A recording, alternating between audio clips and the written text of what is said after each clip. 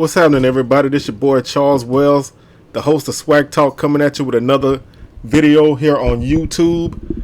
And we're gonna preview the SWAC championship game in this video. But before we do, as usual, I like to do a little bit of housekeeping. So we're gonna go ahead and throw out all the socials down in the description below. Facebook.com/SWACtalk, Instagram.com/SWACtalk, Twitter.com/SWACtalk76, and SWACtalk76@gmail.com is the email address. As usual, don't forget to like, share, and subscribe to the channel. Hit the notification bell to be alerted to any content that I upload, because I tend to upload stuff as I get information on almost anything. So don't miss out on any videos that I have, because I'll be coming at you with some heat, as I like to say. May not always be heat, but it might be heat. But as I like to say, but hit that notification bell to be alerted to that. And we're going to go ahead and jump right on in this, man. We're not going to waste too much time, because I know y'all are busy, and I appreciate y'all for taking the time out to spend a little time with me as I talk SWAC football. This game is being played in Jackson, Mississippi at Mississippi Veterans Memorial Stadium. 2 o'clock kickoff, ESPN2 broadcast. Should be a very good game. This is a game that features two teams who are 4-0. A&M is 4-0 on paper, 3-0 on the field. They have a forfeit due to Alcorn opting out. They defeated South Carolina State 31-7. They beat Jackson State 52-43. They beat Alabama State 38-14. Pine Bluff comes in defeating Southern 33-30. They beat Grambling 48-21, which gives them 2 victories over both Louisiana teams for the first time since 2012, which is the last time and only time that Pine Bluff had won the SWAC. They beat Valley 24-17, and they beat Prairie View 36-31. So both teams come in undefeated, and they play similar styles of football. They're not identical or mirror images, but they do a lot of things that are all similar. Both teams do like to put the ball in the air. A&M is a team that's averaging 40 points per game. Pine Bluff comes in, they average 35.2 points per game. Both teams love to put the ball in the air. Pine Bluff's averaging 255 yards passing. A&M comes in, they're averaging 361 yards per game in the air. Both teams have really good quarterbacks. Everybody knows Akil Glass. He's basically probably the top pro prospect in the SWAC. I've been hearing a lot of talk come about him, because he's been able to showcase himself in this spring season. Even though if you have followed the SWAC for a while, then you've seen this guy blossom. I mean, when he first started, as a freshman, he showed flashes in 2018. He showed flashes of some brilliance. 2019 was actually his coming out party. This year he's here. He already kicked in the door. So if you follow SWAC football, then you know this guy. If you knew the SWAC football, then you're like, whoa, look at this dude, man. He's amazing. He's big. He can stand in the pocket. He can read the field. He loves to go through his progressions, and he has a bevy of receivers that he can throw to. Odu Hilaire, Brian Jenkins Jr., Ibrahim, Zabrion Moore. He likes to throw to Garrett Quarles out the backfield as Kendrick Jones and Howard as tight ends. Terrell Gardner. That's like 7-8 guys right there. Obviously, Ibrahim and Moore get the most attention. Brian Jenkins is the loud guy. He's the hype guy, so he gets attention. But a guy like Odu Hilaire, he puts in work. If anybody puts in work better than anybody on that team, I think he does. He doesn't get a lot of hype, but he puts up very good numbers. And you can always look out for number 6 with the ball in his hands. He's very dangerous. But the same can be said for any other receivers. A guy like Ibrahim was basically a guy who came from out of nowhere. His freshman year in 2019, made all-conference freshman of the year. He made freshman All-American. He's the truth. And Moore is a guy who can hit. He's averaging 31.5 yards per catch. That's a ridiculous number. He hits you for big play after big play, and he's an explosive guy. He gets the ball in his hands, it's over. You can't sleep on a guy like Quarles coming out the backfield catching the ball. Now, what A&M doesn't do that much is run the football. The last few years they ran the ball a lot because they had a back in Jordan Bentley who was a 1,000-yard back a couple seasons, but he's gone. So Garrett Quarles is a smaller guy. He gets behind the offensive line, and he can get lost back there. And when you look up, he's gone. They like to run a lot of draws and stretch plays to get him on the outside and get him in space. But A&M's offense speaks for itself. If you watch either the Jackson State game or the Magic City Classic, you know what they can do. Glass has 3 interceptions, but they all came in the first game, so he hasn't turned the ball over at all in the last 2 games. So that's a weapon that Pine Bluff is going to have to be ready for. Pine Bluff on defense has 16 sacks on the season. They are a very good defense against the run. They're allowing, I believe, like 108 yards per game, but they do allow over 250 yards passing. So that's going to be where they have to step up. But they do have some weapons on their defense. Isaac Peppers has 6 sacks on the season. Jalen Thigpen has 4 interceptions. So he's a guy, if you challenge him, he's probably going to take it away from you at least once in the game. Sean Steele's a safety who patrols the middle of the field, and he can get his hands on the ball. He's going to make some plays. Kobe Watts is the leading tackler. So they have some weapons on defense, but they're more of an offensive team. But I like to say, if you follow Pine Bluff for the last couple years, then you've seen their defense get better and better and better. 2018, their defense was horrendous, and that might be an understatement to say they were horrendous. They gave up 90 points to South Dakota State that year. Everybody threw the ball all over the field on them. They had a lot of freshmen playing who probably weren't ready to play at that point, but they were out there. So that's, they've matured and they've grown.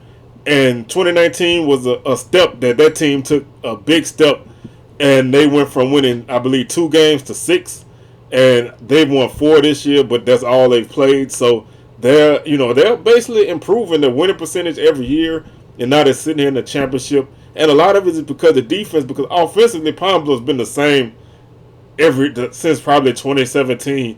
They've been this kind of team on offense. Defensively, they've been better, and that's made the team better.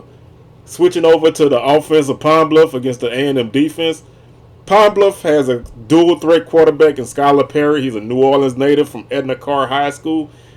He's a guy who's gonna he split time with Shannon Patrick in 2019. He started some in 2018, but he's a guy who has more experience than some people think. He can hurt you with his legs, and he can throw the ball around the field. They have about 4 or 5 receivers who can hurt you. Harry Ballard III is a big guy. He's a Missouri transfer. He played last year. He played in 2019 at Pine Bluff, but he's a Missouri transfer. He's a big body guy that can go up and get the ball. Josh Wilkes is a smaller, speedier guy. He can catch the ball. Tyron Ralph is an all-purpose type of guy. He's a punt returner. He had the game-winning punt return against Valley. So he's a guy that you have to look out for. DeWan Miller's another solid receiver. Jeremy Brown's a tight end type of guy. My thing with Pine Bluff is gonna be the rushing attack. Mateus Clark and Omar Allen are the 2 backs who take over for Taylor Porter, who was a 1,000-yard runner for 2 seasons. So that's a big hole to fill. And if you notice, both of these teams had tremendous running backs in 2019 that they lost, and they've replaced them in different ways. Pine Bluff doesn't really have a go-to guy to run the football. I think Clark is probably, if you had to pick a back to be that number 1 back, it would probably be him. I think he has the most carries. But Perry runs the ball a lot too, on a lot of zone reads. So, and he can scramble out of the pocket. So you have to account for him. He has a 31-yard run as his longest run on the season. Defensively, A&M, they're hit or miss. I think they played a really good game against Alabama State. They played a great game against South Carolina State, even though South Carolina State isn't a great offensive team. But, for your first game in a year and a half, to hold any team to 7 points is a good thing. They're a team who can hurt you, but they're more of a bend and don't break defense. I think they kind of at times don't mind, getting into that track meet type of game with you. They do have some solid pieces. Eli Jackson and Marcus Cassini on the defensive line. Armani Holloway, obviously, if you watch my channel, you hear me talk about that guy all the time. He's a guy that's always around the football. You have a guy like Kelly and Trenton McGee who can make plays. They're young on the corners, and that's what kind of gave them some trouble against Jackson. They got caught in some situations that either being too aggressive or not being aggressive enough because they had to blitz more with their linebackers to get pressure on Jackson State, and that allowed Jackson to get their young corners in some precarious situations. So for a game like this, it's important for Pine Bluff for Alabama A&M to get pressure with their front four and to hopefully keep your linebackers in a spying type of role so they can control what Perry does. You don't want to have to commit too many guys to rushing the quarterback, because then that leaves you obviously open to mismatches in the passing game, but it also leaves you open to having a team be able to run the ball against you with their quarterback. So I don't think either team is going to hurt the other one with their running game.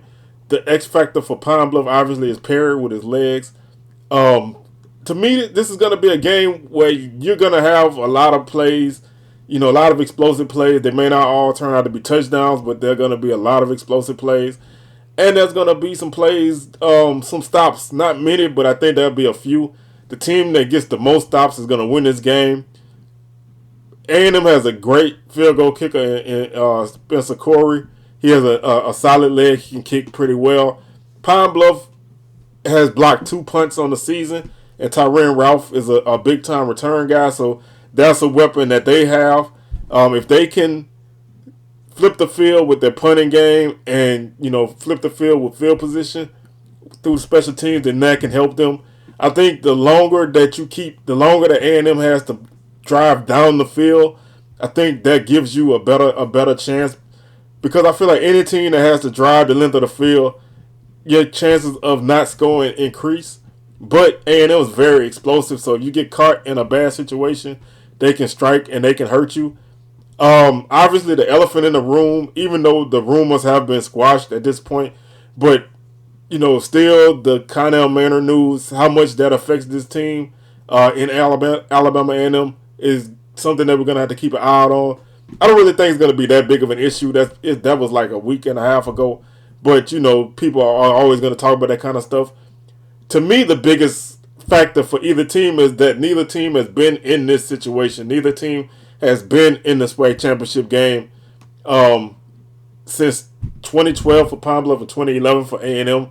So none of these guys on either team have played in this kind of game. This is obviously the first time that a non-Alcorn or Jackson State team has represented the East since 2011. And this is the first time that a non-Southern or Grambling team has represented the West since 2012. So this is a very fresh SWAC championship matchup. This is a matchup that, when you go down the standings, this is what you want. The top 2 teams, both are undefeated, so there's no co-division champs or any kind of thing like that. They both got it done on the field. They both defeated the division teams that they played. There's nothing that can be taken away from either team. They deserve to be here. They both played their way in, and they both played great seasons. So I think this is going to be a great game. I think it's going to be a high-scoring game. I think it's going to come down to whoever can get the most stops. I'm leaning more to A&M because I just love their offense. I think that their offense is probably the best offense in the conference, and they had the potential to do that again in the fall. So I lean more that way because like I said, I think they have a great offense, but they also have, I think, a more experienced coaching staff. Especially in the head coach matchup. Doc Gamble is a new head coach. He made some mistakes that almost cost them that Southern game. I thought they got a little too conservative in the second half, and they didn't really play to win so much as to get out of Baton Rouge with a dub. Connell Manor's a guy who this is what the stage he's built for. He's confident, he's cocky, Some people may not like him, but he carries himself in a certain way. And a stage like this is what he thrives on. And this is something that he's been building up to because he had this type of success at Winston-Salem State. He didn't have it at Hampton, but now he's here. He took a team who was not good at Alabama A&M. He went 6-5 his first year, won 7 games in 2019, and now he's in the championship. So he's built this team up to be in this position, and I think they're going to get the job done. I like A&M 38-31 in a game that I don't think is going to disappoint at all.